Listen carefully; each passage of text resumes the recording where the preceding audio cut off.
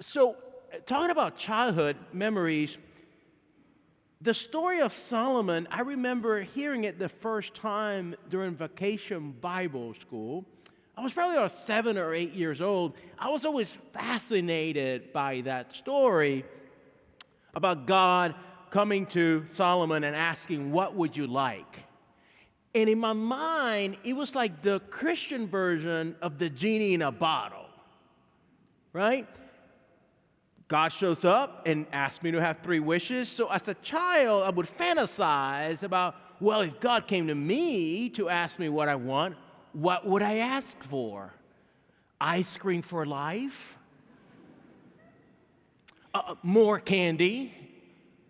The latest video games? I mean, you're 7 or 8, so your imagination goes wild at that very moment. It was fun to think about that.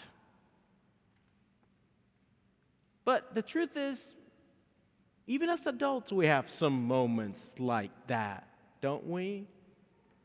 My mother still thinks she's going to win the lotto. No, she doesn't play it. But in her imagination, like, the lotto's going to come and knock on her door and tell her, "You've won, you've won." Sometimes in our own lives with God, we think that way, especially when we're going through difficult times. We come to God in desperation, really. And we almost wish that God was out there just throwing this stuff away. Whatever you want, we'll give. Not so different from that 7 or 8-year-old, a genie in a bottle. And yet, there's something here, isn't there? About our own need in that moment. See, Solomon was in the middle of a difficult situation. He was young, and his father David has died, the great king, and he now is the king. And what the text doesn't tell us in this particular section is actually that he wasn't supposed to be the king. In other words, that there were older brothers of his who should have gotten the kingdom, but they didn't. Some of them were killed, so it's complicated. But he was truly, legitimately overwhelmed by this task of leading God's people. You know what it's like to be overwhelmed. And in the middle of that, the question becomes, God comes, and so what are you going to ask for in that moment? Oh, maybe you're not the next king of something, but you know what it's like to be in a threshold moment, in a liminal moment in your life. Maybe you just received a difficult diagnosis from the doctor, and you're trying to figure out what you need to do next. Oh, maybe, just maybe, you're contemplating retirement, and you're not sure what that might look like or what pathway you might take, or maybe a relationship that's beloved to you has just ended, and you're wondering what life might bring next. Or maybe you're an empty nester now for the first time, and life feels different, and you're unsure what to do next. Or maybe, just maybe, you've just lost a spouse, and you feel lonely, and you're grieving. Or maybe you just got a call about a promotion, but it's going to take you away from where you've lived for so long, and you're wondering, what will I do? So what will you be asking for? What do you need discernment around in your life? Solomon knew something that I hope we all remember. Oh, he asked for wisdom, for a spirit of discernment, and we're going to hear about wisdom in just a moment, but the reason why he asked for that was because he knew something about this God. He knew that this God that he believed in, unlike other gods who might want something harmful for you or who might bait and switch on you, no, this God desires your flourishing. This God wants your wholeness. This God longs for your healing. This God wants you to be in community with other folk. This God wants you to experience love in the day-to-day of life. This God wants wholeness and possibility and imagination. This God's love is generative. That's the kind of God this is. So today,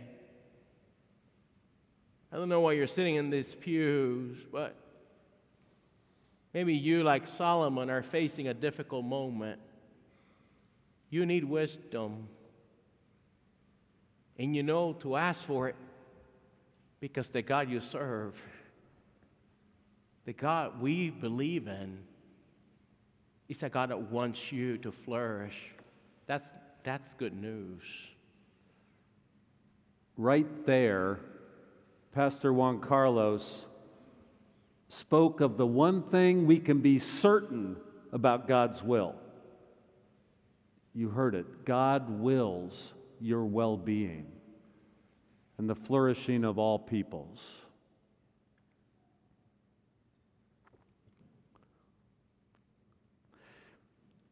The wisdom of Solomon is legendary. Later in the Bible, you read that the Queen of Sheba traveled to come to him and ask him questions about life and meaning. He becomes known to the rulers of the world as the archetypal wise king. So what exactly is wisdom? It's not super easy to define. Hermann Hesse, the great German novelist, said that knowledge you can communicate. Knowledge you can communicate and teach someone knowledge.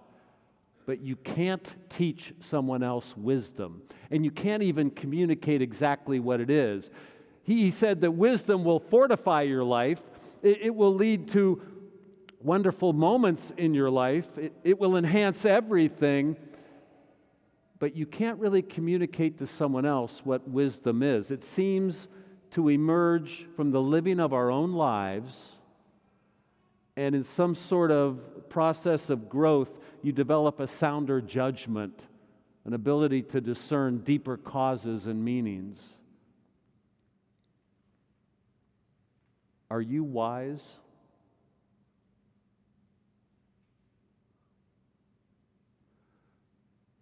Aristotle said that wisdom, by definition, means the good.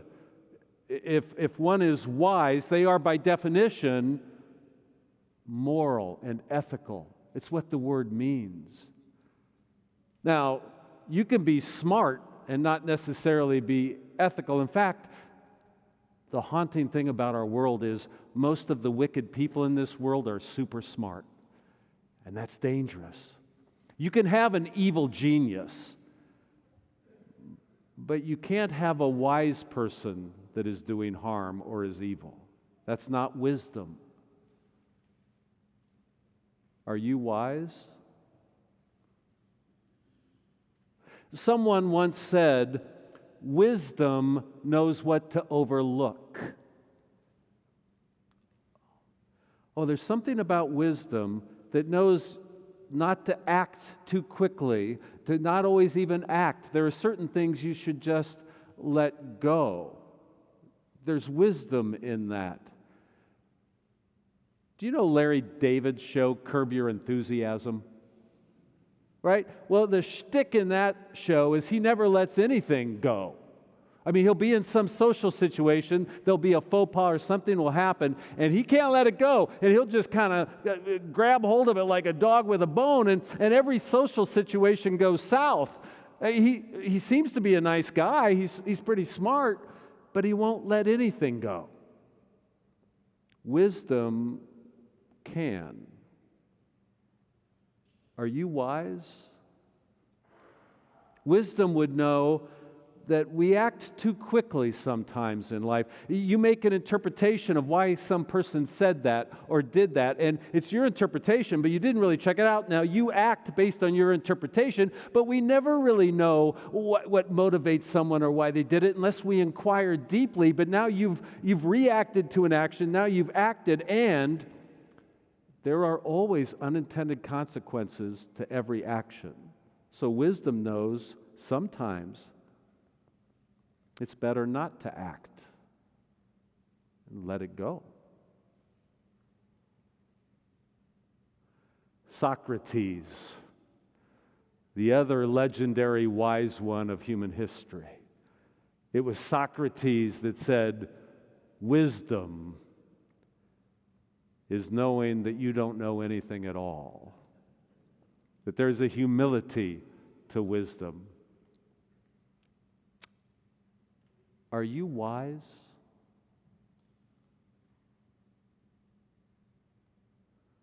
Now, in the Buddhist tradition, wisdom is almost a state of mind, really. It's a perception. In the Buddhist tradition, you have to recognize, if you are to be wise, you have to recognize that everything is transient.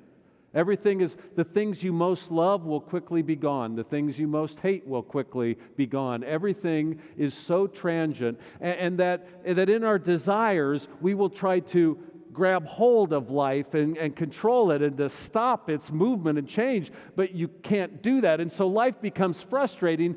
The wise person in Buddhism develops an equanimity about all the transient nature of reality. Wisdom is a state of mind. In our Christian tradition, there's a different intensity.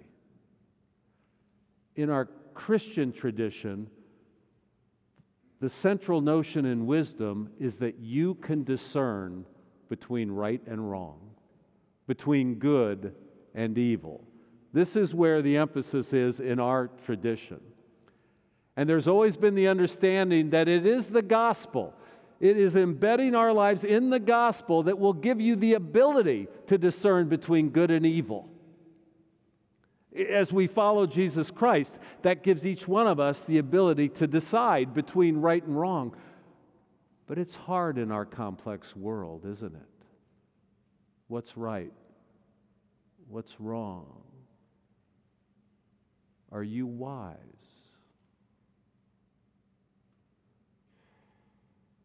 In our tradition, the core sin is a type of self-centeredness. It's a selfishness, really. And the wise person begins to discern, am I acting out of my own selfishness, my own self-interests all the time? Because wisdom will not be found in purely your self-interest. Wisdom becomes something deeply ethical in the Christian tradition. Are you wise? Oh, it's not easy these days. So we gather week after week, follow Him, and we try to become wise. May it be so.